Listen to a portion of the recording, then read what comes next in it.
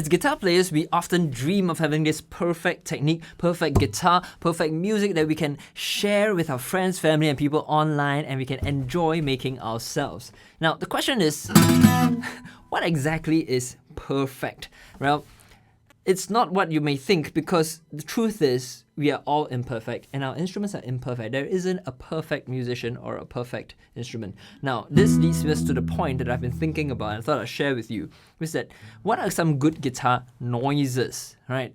Noises that can be used for musical effect. Now, the word noises, or the term noises, has this negative connotation to it, right? Noises are something that is undesirable, that doesn't sound good. But let's reframe it a little bit, all right? Let's think about what are some of these sounds that are normally thought of as undesirable, and how can we use them to musical effect. And to give you an example, I've got this guitar here. This is my favorite guitar. It's my vintage or even antique guitar. It's a Martin 0018 made in 1920. So it's over 100 years old. And being over a 100-year-old instrument, it's not going to be perfect, right? It's not going to be perfectly in tune. It's not going to be perfectly level. The frets, there's going to be a little bit of buzzing here and there. It's amazing that this instrument has survived so long and it can play really, really well. But there's some things that are just not perfect about this instrument, right? For example, this note, it's got this buzz to it. And it's something that I struggled quite a bit because I tried to fix it, all right? It goes away, but it comes back. It just comes back. I can't eliminate it entirely. Well, the thing is, you can use buzzing to musical effect as well. Now let me give you an example. I'm going to just jam a little bit and you can see how I'm trying to use the buzzing and the dirt to sound good, right? It doesn't have to be so clean, so polished. It can be musically dirty. Let me just give you an example. I'm just going to jam.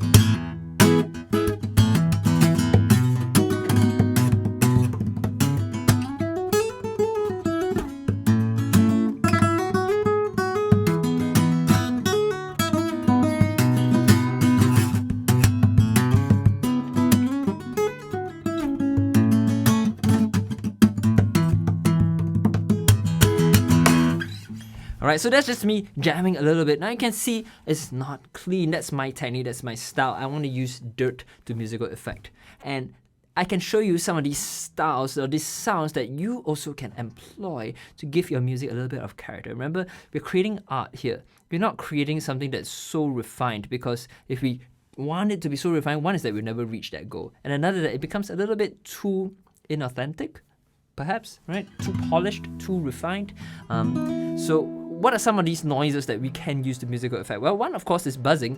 If your instrument is buzzing, don't fret too much over it, all right? Of course, you don't want it to be buzzing uncontrollably, but if it's a little bit, right, you can think about, okay, how can I use this to musical effect? Another one, of course, is string noise, like this, right? When you're moving your fingers up and down the strings, you get this effect. Too much of it is going to be a little bit annoying, but if you're just playing, you can hear that little string noise. That's actually part of guitar playing, right? It makes it sound natural.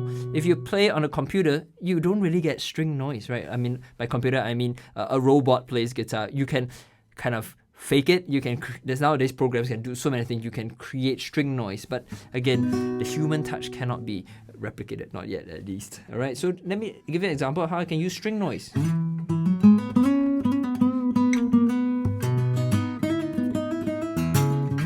This one.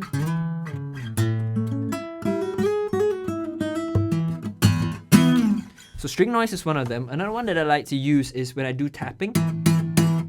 Naturally, there's going to be some percussive effect from the string hitting the fretboard and even the frets, and it's going to have this clicky sound alongside the note, right? If you just pluck it, it sounds different from.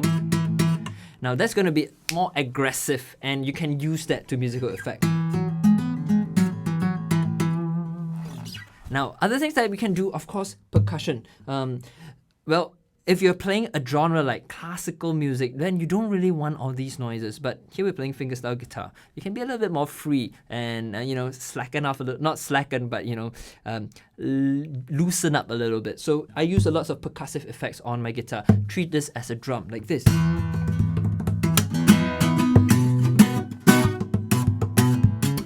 Check out the buzzing. I love the buzzing on this instrument. All right, well, I have to control it, I have to tame it, but it can use it to musical effect. So all that percussion, of course you can do string percussion using here, very, very common technique in fingerstyle guitar playing. It's like this.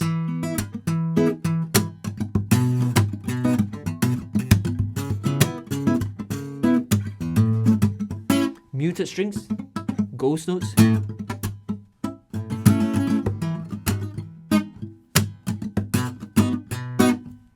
Right? Use all these things to musical effect.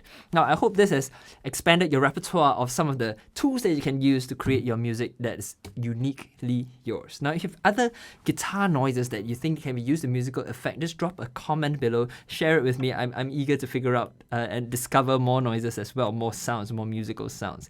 All right? If you want to study guitar with me, fingerstyle guitar, I do have a fingerstyle guitar course, teach you how to arrange songs on fingerstyle guitar. You can check it out. It's called Fingerstyle for the World. Links are in the description below. All right. Now, if you have any questions that you want me to address or just any thoughts that you want me to share about guitar technique, guitar knowledge, theory, musicianship, just let me know in the comments below. All right. Thank you so much for all your support. I'm really, really blessed to be able to engage with all of you online. All right. Take care and bye-bye. See you.